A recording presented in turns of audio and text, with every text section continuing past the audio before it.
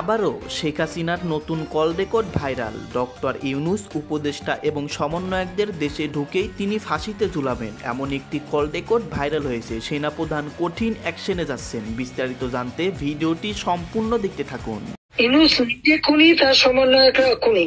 আমি যে কথাগুলি বলি রাখো, তোমার রেকর্ড করে রাখো, তোমার প্রতারক, আমার আপত্তি নেই। বলছেন যে আওয়ামী লীগ লবিস্ট নিয়োগ করেছে, কেউ বলছে যে না ভারতের যেহেতু দায়িত্ব আছে হয়তো মোদি ম্যানেজ করছে, অথবা সামহাও যুক্তরাজ্য বাংলাদেশে কি চাচ্ছে। বাংলাদেশের রাজনীতিতে সব দলের সমান অংশগ্রহণ আশা করে যুক্তরাজ্য। তো হাসিনা নিজেকে প্রধানমন্ত্রী ভাবতে পারেন, কিন্তু বাস্তবতা ভিন্ন। এটি বলছেন ডক্টর মোহাম্মদ ইউনূস। আওয়ামী লীগ যে সরকার আছে, সাংবিধানিকভাবে এই সরকারটি এখনো বৈধ। সাংবিধানিকভাবে এখনো মাননীয় প্রধানমন্ত্রী, এই দেশের প্রধানমন্ত্রী এবং মন্ত্রিপরিষদ এবং সংসদ বহাল আছে। আসসালামু আলাইকুম সম্মানিত দর্শক মণ্ডলী, আজকের এই ভিডিওটি অত্যন্ত গুরুত্বপূর্ণ। আপনারা ভিডিওটি সম্পূর্ণ দেখবেন। দর্শক শ্রোতা, শেখ হাসিনার আরও একটি কল রেকর্ড ভাইরাল হয়েছে। সেখানে ডক্টর ইউনূসকে সমন্বয়কদের এবং উপদেষ্টাদের কঠিন হুমকি দিচ্ছে, তাদেরকে ফাঁসিতে ঝুলানো হবে, কাউকে ছাড় দেওয়া হবে না। দর্শক শ্রোতা, এমন একটি কল রেকর্ড ভাইরাল হয়েছে শেখ হাসিনার। তাছাড়াও শেখ হাসিনা খুব দ্রুত বাংলাদেশে ঢুকে পড়বেন আমেরিকার সাহায্যে। শেখ হাসিনা আবারও বাংলাদেশের প্রধানমন্ত্রী হবে। কঠিন বিপদে পড়তে চলেছেন অন্তর্বর্তীকালীন সরকার। দর্শক শ্রোতা, সমস্ত চাঞ্চল্যকর তথ্য আজকের এই ভিডিওতে আপনারা পেতে চলেছেন। ডক্টর ইউনূস বিপদে পড়তে চলেছেন, শেখ হাসিনা আবারও বাংলাদেশে চলে আসবেন এমন একটি কল রেকর্ড আবারও ভাইরাল। তো বেশি দেরি না করে আমরা ভিডিও ক্লিপে চলে যাই। আপনারা মনোযোগ সহকারে ভিডিওটি দেখতে থাকুন। আমরা তোমাদের যে দেশে আছো সেই দেশে স্যার ডেনমার্ক আমেরিকা সবাই এখানে আছি। আপা ডেনমার্ক আমেরিকা সবাই আছি। আপা আপনি এখন আমাদের কিছু নির্দেশনা দেন, আমরা প্রবাসী থেকে কি করতে পারি, এবং বাংলাদেশে আমাদের যে ফ্যামিলি আছে, আত্মীয় স্বজন আছে, আমাদের যে বিভিন্ন দলের নেতৃবৃন্দরা আছে, আমরা কিন্তু অর্থনৈতিক থেকে বিভিন্নভাবে সহযোগিতা করতেছি, যার যেভাবে পারি আমরা। বাকিটা আপা আপনি নির্দেশনা দেন, আপনার নির্দেশনার মতো আমরা কাজ করব বাংলাদেশে এবং প্রবাসে। তোমাদের যেটা করতে হবে, একটা হচ্ছে তোমরা যে দেশে আছো সেই দেশের আইন কানুন মেনে ইউরোপিয়ান ইউনিয়নে যেখানে তোমার ওখানকার পার্লামেন্টে যেখানে আছো সব জায়গায় এই জনমতটা তৈরি করতে হবে।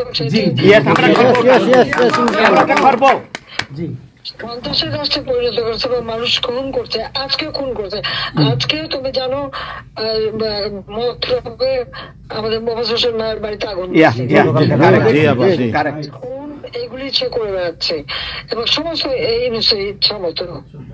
কাজে তোমরা এই বিষয়গুলি তোলো, আর আত্মীয় স্বজন বন্ধু বান্ধব পরিচিত যারা আছে খুবই কষ্ট আছে, তাদেরকে সাহায্য করো। মামলা দিয়ে দিয়ে আমাদের নেতা কর্মীদের চরম হয়রানি করে যাচ্ছে, তাদেরকে সহযোগিতা করা, এই যে আইনজীবী ঠিক করা এবং আন্তর্জাতিক ভাবে কিভাবে মানে এদেরকে সব জনমত সৃষ্টি করা এবং সরকার যে অপকর্মগুলি করছে সেগুলি তুলে ধরা, এই কাজগুলি তোমাদের আমরা করব। আপা একটা জিনিস একটু সন্দেহ লাগতেছে আপা, তাদের সাথে তোমরা থাকবা, কাজ করবা, আর দেশের ভিতরে মানুষকে যে এই সরকারকে না তাড়ালে দেশের মানুষের মুক্তি দেয়, যে এরা জঙ্গিদের সাথে হাত মিলিয়ে এই ইউনূস যাকে সবচেয়ে বেশি সুবিধা আমি দিচ্ছি, গ্রামীণ ব্যাংকে 400 কোটি টাকা আমি দিয়েছিলাম যখন 96 সালে সরকারে ছিলাম, ব্যাংকটা বসে যাচ্ছিল। আমাদের অপরাধটা কি ছিল? কারণ ইউনূসের কথায় তারা এই হত্যাকাণ্ড চালিয়েছে এবং সেটা তারা বলছে। 15 জুলাই থেকে এরপরে এই পর্যন্ত যত হত্যাকাণ্ড হচ্ছে, অগ্নিসংযোগ, সবকিছু ইউনূসের নির্দেশেই এই এত বুকের মায়ের কোল খালি হয়েছে, এত পুলিশ মারা গেছে, আর সব থেকে মারা গেছে তো আওয়ামী লীগের নেতা কর্মী। শুধুমাত্র ক্ষমতা লোভে এই লোকটা এইভাবে তার ম্যাটিকুলাসলি ডিজাইন করা অর্থাৎ সুপরিকল্পিত একটা প্ল্যান করে এই হত্যাকাণ্ড ঘটিয়ে সে সংবিধান লঙ্ঘন করে অবৈধভাবে ক্ষমতায় বসে আছে। এখন উনি নাকি আমাদের বিচার করবেন। সে নিজেই খুনি, ইউনূস নিজে খুনি, তার সমন্বয়করা খুনি। শেয়ার মার্কেটের টাকা উধাও, ব্যাংকে টাকা নাই, ব্যাংকের টাকা উধাও, গেল কোথায়? ইউনূস তার কোনো সাংবিধানিক ভিত্তি নাই, সে অসাংবিধানিক ভাবে অবৈধভাবে ক্ষমতা দখল করছে। ইনশাল্লাহ তার বিচার ওই সংবিধান মোতাবেকই হবে এবং তার ওই চালা চামুন্ডা যে করার সাথে আছে আর উপদেষ্টা এবং সমন্বয়কারী সবকটার বিচার বাংলা মাটিতে হবে। প্লিজ আপা বলেন আপা। আমি যে কথাগুলি বলি রাখো, তোমার রেকর্ড করে রাখো, তোমার প্রতারক, আমার আপত্তি নেই। সংবিধানে সম্ভবত উল্লেখ করা আছে যে জনগণ হচ্ছে রাষ্ট্রের মালিক বা জনগণই সকল ক্ষমতার উৎস। মানে এটা নিয়ে আবার অনেকে বলেন যে সকল ক্ষমতার উৎস তো আল্লাহ রাব্বুল আলামিন, জি, বাট এর বাইরেও জনগণের এখানে একটা ভূমিকা আছে, সেই জিনিসটি আসলে হয়তোবা বোঝানো হয়েছে। তো এখন বাংলাদেশের রাজনৈতিক দলগুলো কি জনগণের এই ক্ষমতার উপর বিশ্বাস করে নাকি পশ্চিমাদের সাম্রাজ্যবাদী যে নীতি পশ্চিমাদের প্রভাব প্রতিপত্তি সেগুলোর উপর বিশ্বাস করে। আমরা চোখ বন্ধ করে বলতে পারি বাংলাদেশের প্রত্যেকটা রাজনৈতিক দল তারা বিদেশি শক্তিগুলোর উপর নির্ভরশীল। যখন ক্ষমতায় থাকে তখন বলে বিদেশে বসে ষড়যন্ত্র হচ্ছে, আবার যখন ক্ষমতা থেকে বের হয়ে যায় নিজেরাই ষড়যন্ত্রে লিপ্ত হয়ে যায়। এটা আমাদের একটা অবস্থান তৈরি হয়েছে। এর মাঝখানে আলোচনায় উঠে আসছে এই মুহূর্তে ঢাকাতে সফররত যুক্তরাজ্যের ভারত প্রশান্ত মহাসাগর বিষয়ক পররাষ্ট্র প্রতিমন্ত্রী ক্যাথরিন ওয়েস্ট। তার এক বক্তব্যে এই মুহূর্তে মার্কেটটা আবারও হালকা ঝাঁকানাকা দুলছে। কেউ বলছেন যে আওয়ামী লীগ লবিস্ট নিয়োগ করেছে, কেউ বলছে যে না ভারতের যেহেতু দায়িত্ব আছে হয়তো মোদি ম্যানেজ করছে, অথবা সামহাও যুক্তরাজ্য বাংলাদেশে কি চাচ্ছে। এবার আসেন মুদ্রা কথা। এই যে আগামী আপকামিং নির্বাচন, সংস্কারের পরবর্তী বা যে কোনো সময় নির্বাচন হবে, আওয়ামী লীগ যেন এই নির্বাচনে অংশগ্রহণ করতে না পারে। বৈষম্যবিরোধী ছাত্র আন্দোলন থেকে শুরু করে রাজনৈতিক দলগুলো কিন্তু সবাই চাচ্ছে যেন আওয়ামী লীগের নির্বাচনে অংশগ্রহণ করতে না পারে। এমনকি সমন্বয়করা বলছে আগে সবার বিচার হইতে হবে, তারপরে আওয়ামী লীগ কখনো যদি রাজনীতি করার সুযোগ থেকে রাজনীতি করবে। কেউ আওয়ামী লীগকে ব্যান করার পরিকল্পনা বা প্রস্তাব দিচ্ছেন সরকারকে। সরকার যদিও এখন পর্যন্ত এই বিষয়টাতে একটু কৌশলী অবস্থানে আছে। তো এরই মাঝখানে ঢাকায় সফররত এই যুক্তরাজ্যের ভারত প্রশান্ত মহাসাগর বিষয়ক পররাষ্ট্র প্রতিমন্ত্রী ক্যাথরিন ওয়েস্ট বলছেন বাংলাদেশের রাজনীতিতে সব দলের সমান অংশগ্রহণ আশা করে যুক্তরাজ্য। তো দলই তো আমাদের হাতে 4টা মূল দল, এর মধ্যে কিছু পরজীবী, কিছু হচ্ছে অরিজিনাল। প্রধান 2টা দল হচ্ছে আওয়ামী লীগ বিএনপি, পাশাপাশি বিএনপির সাথে কানেক্টেড জামাত ইসলাম, আর আওয়ামী লীগের সাথে কানেক্টেড জাতীয় পার্টি। এর বাইরে যে দলগুলো আছে আসলে ওইভাবে কেউই সরকার গঠন করার মতো ক্যাপাবিলিটি বা জনবল অথবা আপনি ভোটার তাদের নাই। তো এখন যেহেতু এই প্রতিমন্ত্রী তিনি আসছেন, তিনি বলছেন যে বাংলাদেশের রাজনীতিতে সব দলের সমান অংশগ্রহণ আশা করে যুক্তরাজ্য। তার মানে তারা এখানে আওয়ামী লীগের কথাটাই বেসিক্যালি মেনশন করছে যে আওয়ামী লীগকে বাদ দিয়া নির্বাচন, আওয়ামী লীগকে বাদ দিয়া রাজনীতি, এটা যুক্তরাজ্য চায় না। তিনি বলছেন যে সরাসরি বলেন না, বাট তার কথা কিন্তু এরকমই আসছে। পররাষ্ট্র মন্ত্রণালয়ের পররাষ্ট্র উপদেষ্টা তৌহিদ হোসেনের সাথে একটা বৈঠকের পর তিনি এই কথা জানিয়েছেন। ক্যাথরিন বলছেন বাংলাদেশের গণতান্ত্রিক ভবিষ্যৎ যাত্রায় প্রফেসর ইউনূসের ভিশনের দিকে তাকিয়ে আছে যুক্তরাজ্য। এটা সত্য। সবাই ভাবছে যে সামহাও এমন একটা সিস্টেম তৈরি হবে যেহেতু অন্তর্বর্তী সরকার প্রধানের রাজনীতি করার সুযোগ না, তিনি রাজনীতি করবেন না, এটা ক্লিয়ার। বৈষম্যবিরোধী ছাত্র আন্দোলনের হিসাবটা আলাদা। তো তিনার যে ভিশনটা যে বাংলাদেশকে এমন একটা স্টেজে নেওয়া দরকার যে সরকার দুর্নীতি করতে পারবে না, লুটপাট করতে পারবে না, জনগণের কাছে জবাব দিতে থাকতে হবে। ক্ষমতার মেয়াদ যেমন তিনি এটা নিয়ে আসছেন, অলরেডি মনে রাখেন 4 বছর হবে আগামী ইলেকশনটার মেয়াদ, নির্বাচনের মেয়াদ, মানে সরকারের মেয়াদ 4 বছর থাকবে। তো অনেক রকমের প্রত্যাশা কিন্তু ডক্টর মোহাম্মদ ইউনূসের দিকে। তো যুক্তরাজ্য বলছে ঠিক একই জিনিস তারা দেখতে চাচ্ছে। এক্ষেত্রে অন্তর্বর্তী সরকার কি ধরনের সহায়তা চায় সেই অনুযায়ী পরবর্তী পর্যায়ে বাংলাদেশের জনগণকে সমর্থন করার চেষ্টা করবে যুক্তরাজ্য। তার এই বক্তব্যে রাজনৈতিক সমঝোতার কথা উল্লেখ করেছেন। এই পরিপ্রেক্ষিতে দেশের সব রাজনৈতিক দলের সমান সুযোগ পাওয়ার বিষয়ে প্রশ্ন করেছেন একজন সাংবাদিক, যে সবগুলো রাজনৈতিক দলকে সমান সুযোগ পাওয়া উচিত নির্বাচন বা রাজনীতির মাঠে। তিনি বলছেন অবশ্যই। আমরা আশা করি প্রফেসর ইউনূস বাংলাদেশের গণতান্ত্রিক ভবিষ্যৎ নিয়ে তার দৃষ্টিভঙ্গি প্রকাশ করবেন, আর সেটা উন্মোচিত হবে। আর যুক্তরাজ্য পরবর্তী পর্যায়ে বাংলাদেশের জনগণকে সমর্থন করার চেষ্টা করবে। আমরা যদি দেখি এখানে তিনি অনেক কথা বলছেন যে তিনি 11 বছর পর বাংলাদেশে এসেছেন, দ্বিতীয় সফর। আর তিনি বলছেন যে বাংলাদেশের অন্তর্বর্তী সরকার শান্তি শৃঙ্খলা পুনরুদ্ধার, জবাবদিহিতা নিশ্চিত করতে চায় এবং যুক্তরাষ্ট্র সহযোগিতা করতে প্রস্তুত আছে। তো তিনি বলছেন যে একটি উন্নত গণতান্ত্রিক ভবিষ্যৎ গড়ে তোলার জন্য অন্তর্বর্তী সরকারের সংকল্পকে স্বাগত জানিয়েছি। আমরা এই দেশে শক্তিশালী গণতন্ত্র চাই, অর্থনীতি, বাণিজ্য, নিরাপত্তা সব বিষয়ে কাজ করতে চাই। তাহলে তার এই বক্তব্যের মধ্যে একটা ভাইব আছে আওয়ামী লীগের জন্য। লবিস্ট ফার্ম কিন্তু নিয়োগ করে, আওয়ামী লীগ করছে, বিএনপিও করছে, বিশেষ করে মার্কিন যুক্তরাষ্ট্র এবং যুক্তরাজ্য এই 2টা রাষ্ট্র, পাশাপাশি ইউরোপীয় ইউনিয়নেও আপনার একটা ভূমিকা কিন্তু আমাদের 2টা দল রাখতে চায়। এখন এটা তাদের বক্তব্য, বাট বাংলাদেশের রাজনৈতিক দলগুলোর বক্তব্য কৌশলী। কেউ বক্তব্য দিচ্ছেন, কেউ সরাসরি বলছেন, কেউ বলছেন যে ঠিক আছে আওয়ামী লীগের যারা পরিচ্ছন্ন নেতাকর্মী তারা যদি মাঠে আসতে পারে, যারা দাগি বা জুলুমবাজ অথবা যারা লুটপাট করছে, বিভিন্ন রকম অপরাধে জড়িত, তাদেরকে এখানে আনা যাবে না, রাজনীতিতে সুযোগ দেওয়া যাবে না।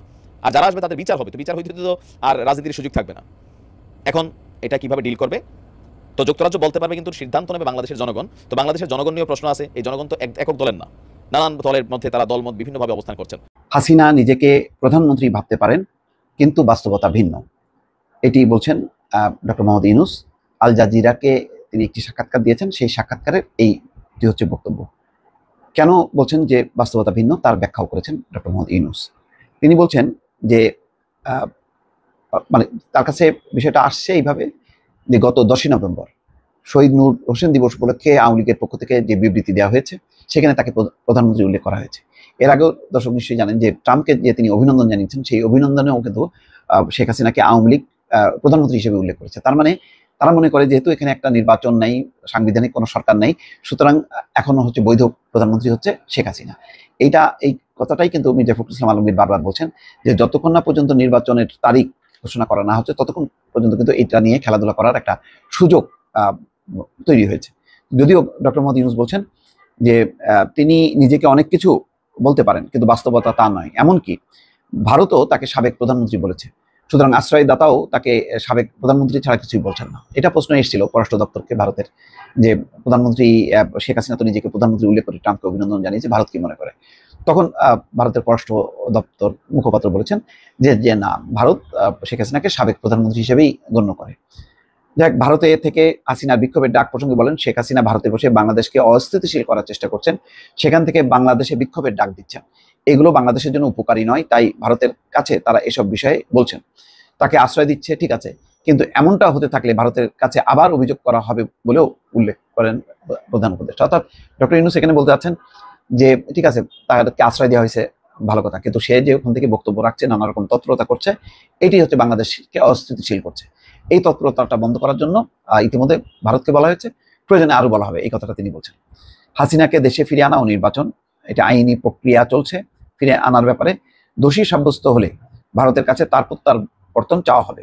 জাতির উদ্দেশ্যে ভাষণে অবশ্য বলা, ডক্টর মোহাম্মদ ইউনূস বলেছেন যে শেখ হাসিনাকে বাংলাদেশ চাইবে। তো এই হচ্ছে মূল বিষয়। একটা প্রশ্ন থেকেই যাবে, যতক্ষণ না পর্যন্ত একটা নির্বাচন না হবে, নির্বাচিত প্রধানমন্ত্রী ক্ষমতায় না থাকবেন, ততক্ষণ পর্যন্ত শেখ হাসিনা এই সুযোগটা নেওয়ার চেষ্টা করবে। তার পক্ষে কোনো আন্তর্জাতিক মহল বা শক্তি দাঁড়াবে কিনা সেটা পরিষ্কার না, কিন্তু তৎপরতা তো চলতেই থাকবে, এই ব্যাপারে কোনো সন্দেহ নেই দর্শক। সো আমি আজকে আবার একটি বিষয় আবার বলবো, আগেও বলেছি, এখন বলি যে আমরা যারা রাজনীতি করি, আমি বিশ্বাস করি বাংলাদেশের রাজনীতিতে বর্তমান প্রেক্ষাপটে আমাদের যে সমস্যাটি সৃষ্টি হয়েছে, এই সমস্যাটির জন্য যদি আওয়ামী লীগ যে সরকার আছে, সাংবিধানিকভাবে তো এই সরকারটি এখনো বৈধ, সাংবিধানিকভাবে এখনো মাননীয় প্রধানমন্ত্রী, এই দেশের প্রধানমন্ত্রী এবং মন্ত্রিপরিষদ এবং সংসদ বহাল আছে। তাহলে এই সরকারকে যদি পুনর্বহাল করতে হয়, কারা পারবে এই সরকারকে পুনর্বহাল করতে? আমি মনে করি, আমাকে যদি প্রশ্ন করা হয়, আমি মনে করি আমার রিয়ালাইজেশন থেকে, এবং এটাই সত্য, এটাই বাস্তব, 100% সত্য, এই পৃথিবীর কোনো শক্তি আওয়ামী লীগকে পুনর্বহাল করতে পারবে না। শুধু একটা মাত্র শক্তি আছে যেটা আওয়ামী লীগকে পুনর্বহাল করতে পারবে সরকার হিসাবে, শেখ হাসিনাকে পুনর্বহাল করতে পারবে প্রধানমন্ত্রী হিসাবে, সেটা হচ্ছে বাংলাদেশের তৃণমূল আওয়ামী লীগ, তৃণমূল নেতাকর্মীরা। যদি বাংলাদেশের তৃণমূল নেতাকর্মীরা, সমস্ত তৃণমূল নেতাকর্মীরা যদি প্রাণ খুলে আন্দোলন করে, তাদেরকে যদি বাঁচিয়ে রাখা যায়, তাদেরকে যদি কাজে লাগানো যায়, তাহলে তারা যখন রাজপথে নামবে, তখন এই বিদেশের বাংলাদেশের যত শক্তি বলেন, যত জঙ্গিবাদী শক্তি, যে কোনো শক্তি বলেন, তারা 71-এর মুক্তিযুদ্ধের মতো পালিয়ে যাবে। আমি আপনাকে নিশ্চিতভাবে গ্যারান্টি দিয়ে বলছি, ওকে হাত দিয়ে বলছি, যে এই তৃণমূলের নেতাকর্মীরা যখন জেগে উঠবে, তখন এই বাংলাদেশে কোনো অপশক্তি টিকে রাখতে পারবে না। সো এই মুহূর্তে আমাদের যেই 3টি ফরম্যাট আছে, সেই 3টি ফরম্যাটের মধ্যে যেমন প্রধান 1 নম্বর ফরম্যাট হচ্ছে যে কোনো সময় আগামী 4.5 বছরের ভিতরে যদি সরকার, যে কোনো সময় সরকার পুনর্বহাল হতে পারবে, যে কোনো সময়, যখনই পুনর্বহাল হবে তখনই সব বৈধ, কারণ এটি নির্বাচিত 5 বছরের জন্য একটি নির্বাচিত সরকার। আর সুৎখোর মহাজন ইউনূস রাজ্যে বসে আছেন, এটি হচ্ছে তারা জোর করে, জবরদখল করে, ডাকাত, ধরুন আপনার বাড়িতে ডাকাত গেল, জোর করে আপনাকে বের করে দিয়ে সব দখল করে নিয়ে গেল, এই সুৎখোর মহাজন হচ্ছে একজন ডাকাত, সে জোর করে তার লোকজন দিয়ে, জঙ্গিবাদী লোকজন দিয়ে দখল করে বসে আছে, তার কোনো সাংবিধানিক ভিত্তি নেই, তার কোনো আইনি ভিত্তি নেই। যে কোনো সময় সে, এই তৃণমূল আওয়ামী লীগ এবং জনগণ যখন জেগে উঠবে, যে কোনো সময় সে এই ডাকাত পালিয়ে যাবে, আমেরিকাতে চলে যাবে। তো তাহলে এই প্রথম ফরম্যাটের মধ্যে, যে 3টা ফরম্যাটের মধ্যে অন্যতম যে প্রথম ফরম্যাটটা হচ্ছে সেটা হচ্ছে যে সরকার পুনর্বহাল। দ্বিতীয় হচ্ছে যে হয়তো আন্দোলন করে আমাদেরকে ইউনূসকে হটানো লাগতে পারে। তৃতীয় হচ্ছে যে ইলেকশনে যাওয়া। সো এই 3টা ফরম্যাটের যে কোনো ফরম্যাটে আলোচনা করেন, যে কোনো ফরম্যাট বাস্তবায়ন করতে হলে কে বাস্তবায়ন করবে? বাংলাদেশে এটা একমাত্র তৃণমূল আওয়ামী লীগ, যারা বঙ্গবন্ধুর সৈনিক, শেখ হাসিনার সৈনিক, যারা দলকে ভালোবাসে, দলের জন্য কিছু চায় না, তারা এটা বাস্তবায়ন করতে হবে। তো তাই আমি বারবার আওয়ামী লীগের নেতাকর্মীদেরকে, আপনাদেরকে খারাপ ভাষায় বলি না, অনুরোধ করি, 2 হাত জোর করে অনুরোধ করি আপনাদের কাছে। আমি বিশ্বাস করি যে ভালোবাসা হচ্ছে পৃথিবীতে সবচেয়ে বড় শক্তি।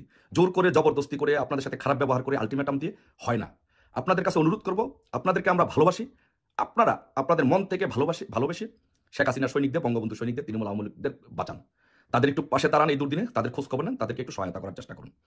আমি একটি গল্প আগেও বলেছি, আবার এই গল্পটি বলছি, শুধু জাস্ট এটা রিয়ালাইজেশন করার চেষ্টা করবেন যে আমরা কেন পারবো না। গল্পটা হচ্ছে, আমি আবার বলি, যে বাংলাদেশে একজন প্রখ্যাত বাউল সম্রাট ছিল। সেই বাউল, তার নাম ছিল আব্দুর রশিদ সরকার। তো আব্দুর রশিদ সরকার গান বাজনা করতো, সেই জন্য প্রতিবেশী তাকে পছন্দ করতো না। পছন্দ না করে তার সাথে শত্রুতার জেরে তার বাচ্চাটাকে মেরে ফেলে। তো তার বাচ্চাটাকে মেরে ফেলার পরে এখন যে আসামি, সে তো বাড়ি ছাড়া, সে বাড়িতে আসতে পারে না।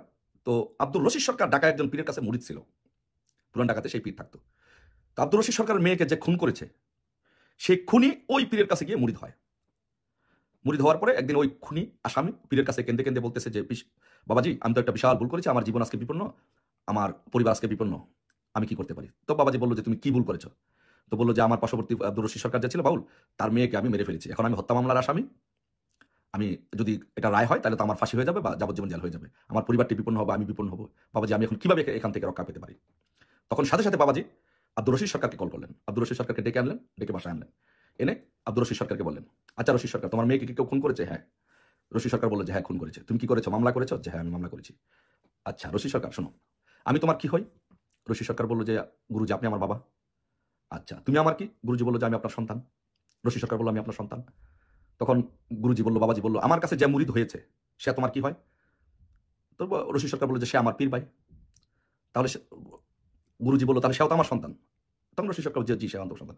তাহলে সে তোমার কি হয়? তখন রশিদ সরকার বললো যে উনি আমার উকিল, উনি আমার পীর ভাই হয়। তখন গুরুজি বললো আচ্ছা তুমি কি চাও যে তোমার পীর ভাই, তোমার বাবার সন্তান জেলে থাকুক, তার পরিবারটা ধ্বংস হয়ে যাক, সে সারা জীবন কষ্টে থাকুক, এটা তুমি চাও? যে তখন বললো যে না বাবা আমি তো এটা চাই না। রশিদ সরকার তুমি যদি এটা না চাও, তোমার মেয়েকে যে হত্যা করেছে, তোমার মেয়েকে যে খুন করেছে, সে আমার কাছে মুরিদ হয়েছে, সে তার অন্যায় স্বীকার করেছে, ভুল স্বীকার করেছে, সে আমার কাছে ক্ষমা চেয়েছে, তোমার কাছে সে ক্ষমা চাই, সে তাকে যদি তোমার পীর ভাই মনে করো তাহলে তুমি তাকে মাফ করে দাও। রশিদ সরকার সাথে সাথে পীরের পায়ে ধরে সালাম করে, পীরের পায়ে ধরে হাউমাউ করে কেঁদে উঠে বলে বাবাজি আমি সবকিছু মাফ করে দিয়েছি, আপনি আমার পীর, আপনি আপনার কাছে আমার জীবন যৌবন সবকিছু সঁপে দিয়েছি, আপনি যখন বলেছেন তখন আমার আর কোনো দুঃখ বেদনা কষ্ট নেই, আমি তাকে মাফ করে দিয়েছি, আজ থেকে তাকে মাফ করে দিলাম। সাথে সাথে তাকে মাফ করে দিয়ে দুই যে খুনি এবং রশিদ সরকার দুজনে গলায় গড়াগড়ি করে কান্নাকাটি, হাউমাউ করে কান্নাকাটি করতে থাকলো। একজন আরেকজনকে ভাই বলে, আপন ভাই বলে, পীর ভাই বলে সম্বোধন করে গলায় ধরে কান্নাকাটি করে মাফ করে দিল। এটা হচ্ছে মহাব্বত, এটা হচ্ছে ভাইয়ের প্রতি ভাইয়ের মহাব্বত।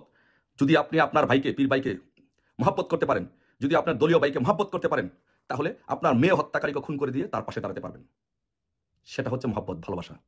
সো তাই আমি বলি আজকে যারা আওয়ামী লীগের এমপিরা আছেন, মন্ত্রীরা আছেন, বড় বড় নেতারা আছেন, আওয়ামী লীগের বিভিন্ন পদ পদবিতে ছিলেন, সরকার পরিচালনা করেছেন, যারা বঙ্গবন্ধুকে জাতির পিতা মনে করেন, আপনাদের কাছে অনুরোধ, আপনারা যদি বঙ্গবন্ধুকে জাতির পিতা মনে করেন, তাহলে বঙ্গবন্ধুকে যারা জাতির পিতা মনে করে, এদেশের বাংলার জনগণ, যারা বাংলাদেশের জনগণ যারা বঙ্গবন্ধুকে জাতির পিতা মনে করে, তারা আপনাদের সবার ভাই। বঙ্গবন্ধু আমাদের জাতির পিতা হলে আমরা তার সন্তান। তাহলে বঙ্গবন্ধুকে যারা জাতির পিতা মনে করে সবাই আপনাদের ভাই। আর বঙ্গবন্ধু কন্যা শেখ হাসিনা হচ্ছে আমাদের বোন। বাংলাদেশের শেখ হাসিনাকে যারা বোন মনে করে, সকল নেতাকর্মী আপনাদের বোন। তো আপনারা যদি আব্দুর রশিদ সরকারের মতো এরকম সত্যিকারের বোন হয়ে থাকেন, সত্যিকারের ভাই হয়ে থাকেন, সত্যিকারের বঙ্গবন্ধুর জাতির পিতার আদর্শিক সন্তান হয়ে থাকেন, তাহলে আপনারা নিজে পোলাও কুরমা খাবেন, নিজে সুখে থাকবেন, নিজের ছেলেকে বাড়ি গাড়ি কিনে দেবেন, বিদেশে রাখবেন, নিজের সন্তানকে ইংলিশ মিডিয়ামে পড়াবেন, নিজের সন্তানের জন্য এত কিছু করবেন। আর বঙ্গবন্ধুর সৈনিকেরা বাংলাদেশে না খেয়ে মরবে, বঙ্গবন্ধুর সৈনিকেরা কষ্ট করবে, সেটি আপনারা বঙ্গবন্ধুর প্রতি বিশ্বাসঘাতকতা করবেন, শেখ হাসিনার প্রতি বিশ্বাসঘাতকতা করবেন। শেখ হাসিনা আমাদের বোন। শেখ হাসিনাকে বাংলাদেশের প্রধানমন্ত্রী হিসাবে আমরা যদি বঙ্গবন্ধুকে এদেশের জাতির পিতা মনে করি, তাহলে বঙ্গবন্ধুর কন্যাকে আমাদের দেশের প্রধানমন্ত্রী হিসেবে পুনর্বহাল করা এটা আমাদের দায়িত্ব। আর সেই দায়িত্ব সামনে থেকে অগ্রণী ভূমিকা পালন করবে, রক্ত দিয়ে সেই পরিকল্পনা বাস্তবায়ন করবে এই দেশের বঙ্গবন্ধুর সৈনিকেরা, শেখ হাসিনার বাইরা। সো তাই আমি আপনাদের কাছে বলবো, প্লিজ আপনাদের কাছে দুই হাত ধরে অনুরোধ করবো, এই নেতাকর্মীরা এখনো বাংলাদেশে অবহেলিত। সারা বাংলাদেশ থেকে প্রতিদিন অসংখ্য মেসেজ, ফোন কল আসছে, তাদের খবর নেওয়া হচ্ছে না, তারা কষ্টে আছে, তাদেরকে একটু প্লিজ খোঁজ খবর নেন, তাদের পাশে দাঁড়ান। এটা বেশি কিছু নয়, এটা আপনাদের পক্ষে সম্ভব। যেসব নেতাকর্মী আছে আজকে দিক বিদিক ছুটাছুটি করছে কোনো দিক নির্দেশনা না পেয়ে, তাদেরকে একটু ফোন করেন, একটু ফোন করে খোঁজ খবর নেন, তাদেরকে গাইডলাইন দেন, তাদেরকে একটু সাহস দেন।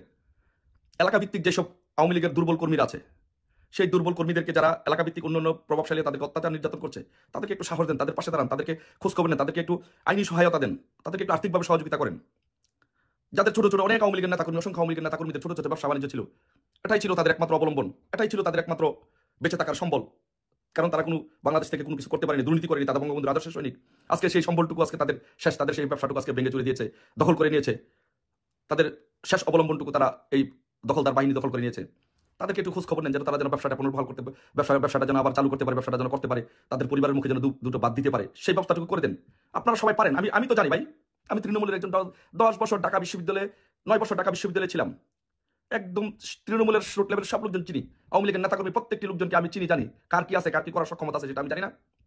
আপনারা পারেন এই কাজটি করতে, 100% না 500% এই কাজটা আপনারা করতে পারেন, করুন প্লিজ। আপনারা বাংলাদেশে কত এই 5 আগস্টে কত অসংখ্য আওয়ামী লীগের নেতাকর্মীদেরকে পিটিয়ে আহত করা হয়েছে, তাদেরকে কেউ নিহত হয়েছেন, আজকে তাদের পরিবারগুলো কোথায়, কিভাবে তাদের পরিবারগুলো আছে, তারা কোথায় চিকিৎসা নিচ্ছে, তাদের খোঁজখবর কে নিচ্ছে, তারা ভালোভাবে চিকিৎসা পাচ্ছে কিনা, এই খোঁজখবরগুলো আপনারা নিতে হবে। আপনারা দায়িত্ব নিয়ে এলাকা ভিত্তিক এই খোঁজখবরগুলো নিতে হবে, পরিবারের খোঁজখবরগুলো নেন, পরিবারগুলোকে কিভাবে আছে, খেতে পারছে কিনা, অনেকে খুব কষ্টে দিন যাপন করছে, কালকে কি খাবে, আজকে কি খাবে, সেই সক্ষমতাটুকু অনেকের নেই। ছাত্রলীগের নেতাকর্মীরা যারা আছে, তারা ঢাকা শহর যারা আছে, যারা হলে ছিল ছাত্রলীগের নেতাকর্মীরা থাকতো, তারা আজকে নতুন জায়গায় ম্যাচ নিয়ে, বাসা বাড়ি নিয়ে, বাড়া নিয়ে থাকতে হচ্ছে, কিন্তু তাদের সেই সক্ষমতা নাই। তারা মধ্যবিত্ত পরিবারের সন্তান, আগামীকাল কিভাবে তারা বাসা ভাড়া দিবে, আগামীকালকে কিভাবে তারা খাবে, সেই সক্ষমতাটুকু তাদের নাই। তো তাদের পাশে আপনারা যদি না দাঁড়ান, তাহলে বঙ্গবন্ধুর আদর্শের সাথে আপনাদের বেইমানি করা হবে, শেখ হাসিনার সাথে আপনারা বেইমানি করবেন। এখন যারা আওয়ামী লীগের অসংখ্য নেতাকর্মী আছে, যারা বাড়ি ছাড়া, বিভিন্ন কারণে হামলা মামলার ভয়ে বাড়ি ছাড়া, বিভিন্ন জায়গায় পলাতক আছেন, বিভিন্ন জায়গায় বাসা বাড়ি নিয়ে আছেন, তাদের অনেকের বাসা ভাড়া দেওয়ার মতো সক্ষমতা নাই, ক্ষমতা নাই। তাদের খাওয়ার খরচ দেওয়ার মতো সক্ষমতা নাই। তারা কি দুঃখে দুঃখে মরবে? তারা কি শেষ হয়ে যাবে, নিঃশেষ হয়ে যাবে? তাদেরকে ছাড়া তো আপনি সরকার মন্ত্রী হতে পারবেন না, তাদেরকে ছাড়া আপনি এমপি হতে পারবেন না। সম্মানিত দর্শক মণ্ডলী, আপনারা বিস্তারিত ভিডিওতে দেখতে পারলেন চাঞ্চল্যকর তথ্য, বর্তমানে অবস্থা। দর্শক তথা শেখ হাসিনার একের পর এক ফোন রেকর্ড ভাইরাল হচ্ছে। আবারও আজকে একটু আগে শেখ হাসিনার নেতাকর্মীদের সঙ্গে বলা একটি কল রেকর্ড ভাইরাল হয়েছে। সেখানে তিনি স্পষ্ট বলে যাচ্ছে যে ডক্টর ইউনূস অন্তর্বর্তীকালীন সরকারের উপদেষ্টা এবং সমন্বয়করা সকলেই হত্যাকারী, সকলেই খুনি, সবাইকে উপযুক্ত শাস্তি দেওয়া হবে আমি ক্ষমতায় গেলে। দর্শক তথা সেই সাথে আপনারা আরও একটি বিস্তারিত প্রতিবেদন দেখতে পারলেন, যেখানে যুক্তরাষ্ট্র ঘোষণা দিয়েছেন যে বাংলাদেশে যদি নির্বাচন হয়, বাংলাদেশের সমস্ত রাজনৈতিক দলকে একসঙ্গে করে নির্বাচন হতে হবে। তার মানে আওয়ামী লীগের পক্ষে কথা বলতেছেন যুক্তরাষ্ট্র, শেখ হাসিনাকে আবারও প্রধানমন্ত্রী বানাতে চায় যুক্তরাষ্ট্র। সব মিলিয়ে অন্তর্বর্তীকালীন সরকার ডক্টর ইউনূস কি টিকতে পারবে? দর্শক তথা সব নিউজ অনুযায়ী বোঝা যাচ্ছে ডক্টর ইউনূসের কপালে মহাবিপদ আছে। অন্তর্বর্তীকালীন সরকার যে কোনো সময় ভেঙে যেতে পারে, শেখ হাসিনা আবার বাংলাদেশে ঢুকতে পারে। যাই হোক, এই সম্পর্কে যদি আপনারা কিছু বলতে চান, এই কল রেকর্ড সম্পর্কে আপনাদের মন্তব্য কি, আপনাদের গুরুত্বপূর্ণ মতামত ভিডিওর কমেন্ট বক্সে অবশ্যই ঝটপট জানিয়ে দিবেন। ধন্যবাদ আজকের এই ভিডিওর সঙ্গে সম্পূর্ণ আকারে থাকার জন্য।